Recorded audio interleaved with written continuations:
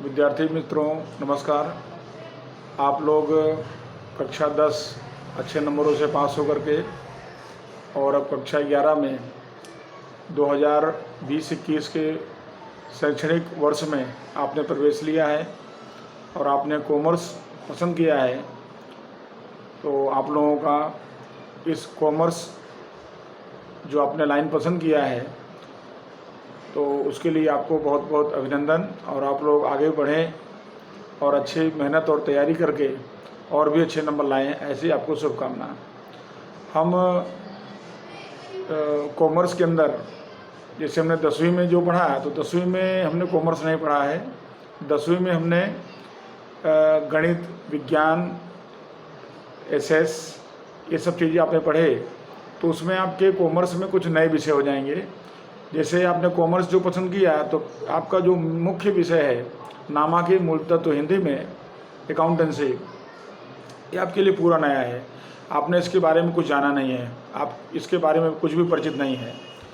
तो इसको बहुत ही आप सहजता से और बहुत ही जो है नियमितता से अगर आप समझेंगे तो बहुत ही अच्छा सब्जेक्ट है और आपको अच्छी तरह समझ में भी आएगा और आपको बहुत ही अच्छी आगे लाइन भी इससे मिलेगी ये पढ़ाई करने से। क्योंकि आज का समय आप देख रहे हैं, आज का समय जो है ये आर्थिक समय हो गया है और इस समय में आप किसी भी क्षेत्र में जाओ तो कॉमर्स या अकाउंटिंग आपको हर क्षेत्र में मिलेगी। इसका नॉलेज आपको होना ही चाहिए, आप भले कोई भी लाइन पसंद करो। तो आपने ये लाइन पसंद किया है, इसका प्रेफरेंस दिया है, तो मैं भी उम्मीद करता हूँ कि आप लोग इसमें बहुत ही आगे जाएं और खूब ही अच्छी तैयारी करें। तो आप नामांकित मूल तत्व में जो आपका ये भाग 1 है, 2 भाग पढ़ना है, तो दोनों भाग मिला करके आपको तैयारी करना है। तो पहले भाग में आपको 11 चैप्टर हैं, जिसमें एक जीएसटी आप लोग सुने होंगे। तो जीएसटी चैप्टर एक बढ़ जाने से एक चैप्टर बढ़ा हुआ है, 11 चैप्टर हो गया है। और भाग 2 में आप 10 चैप्टर पढ़ेंगे। और आपका जो 11वीं का अकाउंट है वह 12वीं से भी रिलेटेड है, यानी आप अगर 11वीं अच्छी तरह से पढ़ते हैं तो आपको 12वीं में और सरलता मिलेगा। और अकाउंटिंग के लिए या कॉमर्स लाइन के लिए 11 और 12 ये हमारा बेसिक है, इसका नॉलेज हमको होना बहुत आवश्यक है। इसलिए मैं भी उम्मीद करता हूँ कि आप लोग बहुत ही अच्छी तरह से इसकी तैयारी करोगे और पूरा प्रयास करोगे कि आप अच्छी तरह सीखें। पास होना बड़ी बात नहीं है, आप आसानी से पास हो जाएंगे, लेकिन उसके बारे में जानकारी प्राप्त होना और अच्छे नंबरों से पास होना ये हमारी प्राथमिकता होनी चाहिए। तो ये मैं आप सब लोगों से उम्मीद करूँगा। और अभी का जो परिस्थिति है, इस परिस्थिति में आपको अधिक से अधिक समय आपको घर पर अपने एजुकेशन में लगाना है, अपने शिक्षा में लगाना है, क्योंकि आपके पास दूसरा कोई काम नहीं है और आपके पास बुक्स वगैरह उपलब्ध हो जाती हैं। तब आपको घर पर हर प्रकरण जो थियरिकल है उनको आपको पढ़ना भी है, साथ में आपको ये वीडियो भेजा जाता है, उन वीडियो को समझ करके, सुन करके और उसके आधार पे भी आपको तैयारी करना है। इसके अलावा आप फ़ोन करके अभिप्राय भी ले सकते हैं। हम भी जैसे आपसे फ़ोन करके अभिप्राय लेते रहते हैं, आपके पेरेंट्स से बातचीत करते रहते हैं, तो वहाँ भी आपकी कोई समस्या है तो उसका हम निराकरण करने का प्रयास करते हैं। और हमारा पूरा प्रयास रहता है कि आपको, भले आप घर बैठ करके अध्ययन कर रहे हैं, लेकिन आप जितना हो सके उतना आप अच्छे से अच्छा प्रयास करके और अच्छे से अच्छा आप तैयारी कर सकें। तो आप भी थोड़ा योगदान देंगे, सहयोग देंगे, तो ये काम हमारा सरल बनेगा। तो अब हम नामांकित मूल तत्व के अंतर्गत आपका चैप्टर नंबर 1 जो पहला चैप्टर है वो हिसाबी पद्धति और पारिभाषिक शब्द, ये आपका शुरुआत है, प्रारंभिक है। तो इसके ऊपर से आपको नामांकित मूल तत्व का पहला चैप्टर जो है, यानी जिसको प्रारंभिक ज्ञान आप कहोगे, यहाँ से आपकी शुरुआत होती है। और ये शुरुआत का जो चैप्टर है इसके बारे में मैं आज 1-2 टॉपिक में चर्चा करता हूँ और इस तरह हम धीरे धीरे एक टॉपिक आगे आपको बताते जाएंगे। और आपके पास बुक उपलब्ध होने पर आप उसको भी घर पर अध्ययन करके, पढ़ करके और थोड़ा और भी समझने का प्रयास करेंगे, तो आपके लिए बहुत ही अच्छा रहेगा। तो इस तरह से हम हिसाबी पद्धति और उसके पारिभाषिक शब्दों के बारे में आज चर्चा करेंगे। हम देखेंगे कि हिसाब क्या है, हिसाबी पद्धति क्या है, हिसाबी पद्धति के लक्षण क्या है, क्या प्राचीन में हिसाब हुआ करता था, वो सब चीज़ों को हमको क्रमशः अध्ययन करना और इसके बारे में जानकारी प्राप्त करना है। अपना जो पहला चैप्टर है वो है प्रकरण 1 हिसाबी पद्धति और उसके पारिभाषिक शब्द, अकाउंटिंग एंड इट्स टर्मिनोलॉजी। तो अब इसके बारे में हम थोड़ा चर्चा करते हैं। सबसे पहले इंट्रोडक्शन देखते हैं। तो नामा पद्धति जो है या हिसाबी पद्धति जो है ये प्राचीन समय से ही अस्तित्व में है।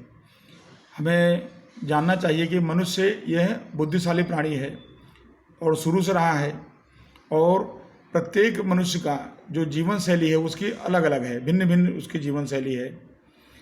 और इस तरह से मनुष्य के लिए सामाजिक, धार्मिक, आर्थिक आवश्यकताएं उसके जो है उत्पन्न होती रही हैं, और उन आवश्यकताओं को पूर्ति करने के लिए वह मनुष्य एक दूसरे पर निर्भर रहता है। यानी अपनी कोई भी आवश्यकता पूरी करनी हो तो दूसरे व्यक्ति का उसको सहारा लेना पड़ता रहता है। तो प्राचीन समय की बात की जाती है तो उस समय विनिमय पद्धति अस्तित्व में थी। आपने इतिहास में पढ़ा होगा। तो विनिमय पद्धति में वस्तु के बदले में वस्तु, जिसको जो वस्तु चाहिए, जैसे किसी के पास कपड़ा है, किसी के पास अनाज है, तो अनाज जो दे करके बदले में वो कपड़ा ले लेता था। तो इस तरह से वस्तु के बदले में वस्तु का विनिमय हुआ करता था। वस्तु के बदले सेवा, किसी को कोई सेवा की आवश्यकता है तो सेवा के बदले में अपनी वस्तु दे दिया करता था। तो ये एक तरह का ये भी हिसाब हुआ। तो इस तरह से विनिमय पद्धति अस्तित्व में, लेकिन इसकी बहुत सारी मर्यादाएं थी। अब हम थोड़ा आगे चलते हैं, वर्तमान समय में आते हैं। तो आज हम देखेंगे तो द्रव्य का उपयोग होने लगा। अब द्रव्य क्या है? द्रव्य है सिक्का, जो हम जिसका यूज करते हैं, कागजी नोट, हमारे जो 500 की, 2000 की, 100 की सब नोटें हैं। प्लास्टिक मनी, प्लास्टिक मनी में क्रेडिट कार्ड, डेबिट कार्ड। तो हमारे पास तो बहुत सारे विकल्प हो गए कि जिनको हम ट्रांजैक्शन के रूप में उपयोग कर सकते हैं। तो इस तरह से आज वर्तमान स्थिति में जो हमारा लेन देन है ये बहुत ही सरल हो गया है। फिर आता है मौद्रिक अर्थव्यवस्था। यानी हम वर्तमान की बात करें तो ये अर्थव्यवस्था कैसी हो गई है? ये मौद्रिक अर्थव्यवस्था है। यानी हर चीज़ को हम रुपए में गिन लेते हैं, और जब ऐसी परिस्थिति है आज की तो वहाँ पर हिसाबी पद्धति अपने आप अस्तित्व में आ जाती है, क्योंकि हिसाबी पद्धति वो मुद्रा पर आधारित है। तो हिसाबी पद्धति है। अब हिसाबी पद्धति को हम क्या कह सकते हैं? तो जिस तरह से कानून है समाज में, मेडिकल है, इंजीनियरिंग है, हर तरह के विज्ञान है, उसी तरह से हिसाबी पद्धति भी अपना एक अस्तित्व रखता है। ये भी एक विज्ञान है, एक साइंस है। तो इस तरह से हिसाबी पद्धति है जो है, इसको हम एक विज्ञान के रूप में कह सकते हैं। अब हिसाब की हम समान बात करें, सामान्य बात, तो सामान्य परिभाषा में हिसाब अर्थात आवक जावक तथा उपज खर्च संबंधी लेखा करना। तो आवक जावक और उपज खर्च का जो हम लेखा करते हैं वो हिसाब कहा जाता है। तो हिसाब रखने की जो पद्धति होती है उसे हम क्या बोलते हैं? हिसाबी पद्धति बोलते हैं। तो इस तरह से ये सामान्य परिभाषा हुई, आवक जावक और उपज खर्च का संबंधी लेखा करना, और हिसाब जो रखने की पद्धति होती है उसे हम क्या कहते हैं? हिसाबी पद्धति कहते हैं। तो अब जब हम अकाउंटिंग की परिभाषा देखेंगे तो उस परिभाषा में हिसाबी पद्धति में या नामा पद्धति इसको कहा जाता है, जिसको हम कहते हैं अकाउंटिंग। तो अकाउंटिंग जो है वो हिसाबी पद्धति की परिभाषा अगर हम तकनीकी रूप से दें, जिसको नामों में समावेश किया गया है अकाउंट में, तो व्यवहारों और घटनाओं का मतलब हुआ लेन देन। तो व्यवहारों और घटनाओं जो लेन देन है जो मौद्रिक लक्षण रखते हो, यानी जिनको हम रुपए पैसे में माप सकते हैं, उन्हें द्रव्य के रूप में लिखने, वर्गीकरण करने तथा निष्कर्ष निकालकर उसके परिणामों का अर्थघटन करने की कला है। यह हिसाबी पद्धति की सही परिभाषा हुई, जो आप अकाउंटिंग की दृष्टि से दे सकते हो। अब हिसाबी पद्धति के लक्षण इसके आधार पर दे सकते हैं। तो हिसाबी पद्धति के लक्षण में पहला है वित्तीय लक्षण, फाइनेंशियल। यानी कि जो हम हिसाब लिखते हैं वो हिसाब कैसे होना चाहिए? रुपए में या मुद्रा में होना चाहिए। कि जैसे 1 टन माल खरीदा, अब 1 टन माल खरीदा, ये मौद्रिक नहीं है क्योंकि ये तो क्वांटिटी बता रहा है, तो इसका हम हिसाब नहीं लिख पाएंगे, इसका हिसाब हम अकाउंटिंग नहीं कर पाएंगे। तो उसके बदले में अगर हम ऐसा बोलें कि रुपया 20,000 का माल खरीदा, अभी हमारा ट्रांजेक्शन हो गया, इसको हम हिसाब में लिख सकते हैं। तो इस तरह से ये वित्तीय लक्षण का मतलब हुआ कि जो ट्रांजेक्शन है उसमें रुपया कीमत होना चाहिए, उसका मूल्य होना चाहिए, वैल्यू होना चाहिए। तो ये मौद्रिक लक्षण हुआ, इसका वित्तीय लक्षण हुआ। दूसरा नंबर है द्रव्य विनिमय के माध्यम के रूप में। ऐसा कोई भी ट्रांजेक्शन कि जिसका माध्यम का रूप क्या होना चाहिए? द्रव्य, पैसा होना चाहिए, मुद्रा होना चाहिए। इसको हम money as a medium of exchange. तो उसमें वस्तु है, सेवा है, कुछ भी है, उसका मूल्य कैसा होना चाहिए? आर्थिक। और आर्थिक मूल्य कैसा होना चाहिए? रुपए में, मुद्रा में। तो ये मुद्रा में इसका कीमत होना चाहिए। फिर आता है तीसरा पॉइंट है व्यवहारों का वर्गीकरण और विश्लेषण।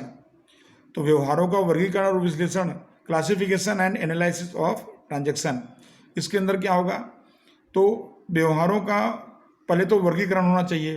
तो वर्गीकरण देखिए इस तरह से, वर्गीकरण करने के लिए जैसे आवक हुआ है, खर्च हुआ है, संपत्ति है या दायित्व है, इस तरह हमको पहले अलग अलग करेंगे कि जो हमने व्यवहार किया वो आवक का है कि तो उसको आवक में बता देंगे, खर्च का है तो खर्च में लिख देंगे, संपत्ति से संबंधित तो संपत्ति में बता देंगे, दायित्व का है तो दायित्व में लिख देंगे। उसके बाद उसका अर्थघटन करेंगे। तो अर्थघटन के लिए या विश्लेषण के लिए आवक कितना हुआ, कैसे हुआ, खर्च कितना हुआ, कैसे हुआ, उसका विश्लेषण करेंगे। तो ये दोनों प्रक्रिया, अलग वर्गीकरण करना और साथ साथ में विश्लेषण करना, ये नामा पद्धति के लक्षण में आता है। चौथा पॉइंट है व्यवहारों का अर्थघटन, इंटरप्रिटेशन ऑफ ट्रांजैक्शंस। अब इसके लिए आप एक सामान्य एग्जाम्पल देखिए, जैसे मेडिकल रिपोर्ट हमको कराना है। तो मेडिकल रिपोर्ट कोई व्यक्ति कराता है, जैसे बीपी मपवाता है, तो डॉक्टर कहता है कि भाई तुम्हारा 120 और 80 है। अब उस व्यक्ति को तो मालूम नहीं है कि 120 और 80 क्या होता है, लेकिन अगर डॉक्टर कहता है कि 120 और 80 नॉर्मल है, इतना होना चाहिए, आपका बीपी बहुत सही है, तब वो समझ जाएगा कि हाँ मुझे कोई तकलीफ नहीं है। तो यानी उसने 120 और 80 जो बताया वो उसने खाली एक उसका एक माप बता दिया, लेकिन जब उसने बताया कि नॉर्मल है, इतना होना चाहिए, तब उसने उसका अर्थघटन कर दिया। और जब उसने अर्थघटन कर दिया तो वह मरीज या वह व्यक्ति समझ गया कि वो नॉर्मल है। अब वही स्थिति हमारे अकाउंटिंग में देखिए कि हमारे पास उपज हुई 20,000 रुपये की और हमारा खर्चा हुआ 14,000 रुपया। तो ये तो हमारा क्या हुआ? ये हमारा एक व्यवहार हुआ कि भाई हमारा ट्रांजैक्शन हुआ, तो ये हमारे साथ हुआ, तो हम आंकड़े में दर्शा रहे हैं। लेकिन इसका परिणाम क्या है, इसका अर्थघटन क्या है?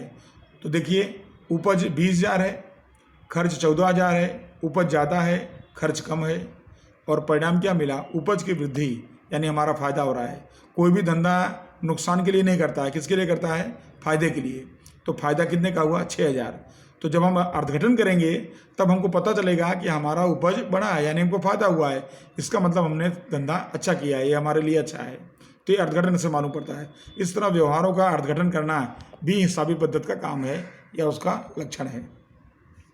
उसके बाद आता है परिणामात्मक जानकारी, क्वांटिटेटिव इन्फॉर्मेशन, यानी जो जानकारी होगी अकाउंटिंग के अंदर हिसाबी पद्धति में, वो जानकारी हमेशा आंकड़ों में होनी चाहिए, यानी उसको हम किसी समूह में नहीं कर सकते हैं।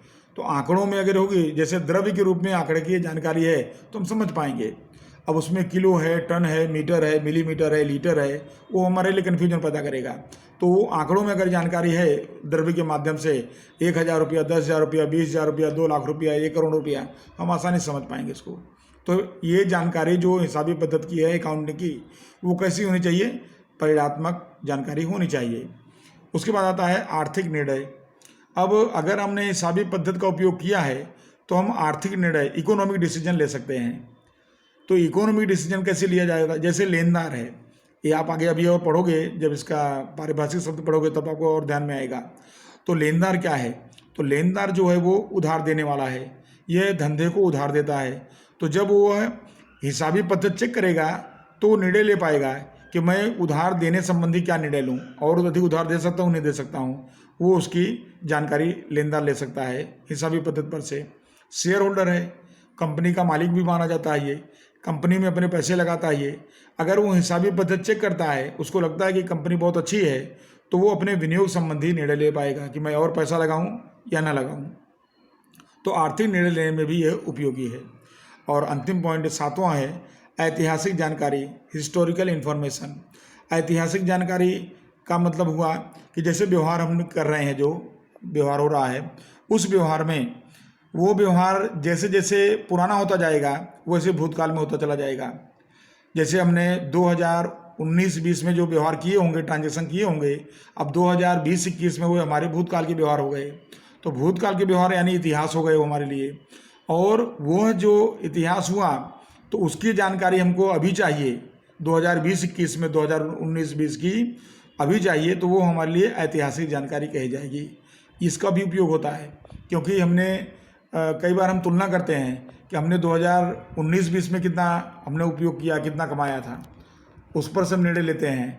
और 2019-20 में के बाद 20-21 में कितना हमने किस तरह से हमने व्यवहार किया, तो दोनों को कंपैरिजन किया जाता है, तुलना किया जाता है। तो तुलना करने के लिए ऐतिहासिक जानकारी होती है और इसका उपयोग किया जाता है, तो इसलिए इसको हम ऐतिहासिक जानकारी कहते हैं। तो इस तरह से आपने सीखा नामा पद्धति क्या है और नामा पद्धति के लक्षण क्या हैं, और नामा पद्धति का थोड़ा आपने पूर्व उसका प्रस्तावना भी देखा। और अब अगले लेक्चर में हम पारिभाषिक शब्द हुआ और दूसरे भी और सब इसके जो पॉइंट हैं उसकी हम चर्चा करेंगे, और आप इसके आधार पर थोड़ा तैयारी करेंगे और ये जो पॉइंट मैंने बताए हैं इसको अच्छी तरह से चोपड़े में नोट कर लेंगे।